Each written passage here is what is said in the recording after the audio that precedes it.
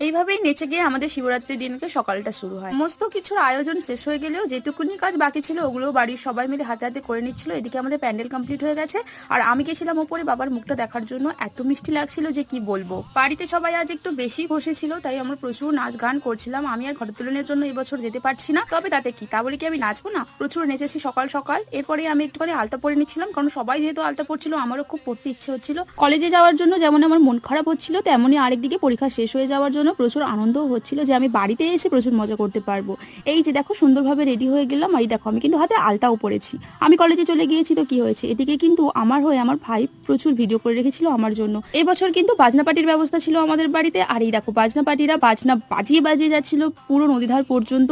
আর এদিকে হচ্ছিল তুমুল ডান্স। আমি এগুলো সবই মিস করেছি ঠিকই, তবে বাড়ি এসে খেয়ে আমি কিন্তু নাচ শুরু করে দিয়েছিলাম, যেগুলো ডিটেলসে ব্লগ আমি খুব তাড়াতাড়ি দিতে চলেছি। তোমরা কিন্তু শিবরাত্রির দিনকে ব্লগটা মিস করো না, তাড়াতাড়ি চ্যানেলটাকে সাবস্ক্রাইব করে নিও। টাটা।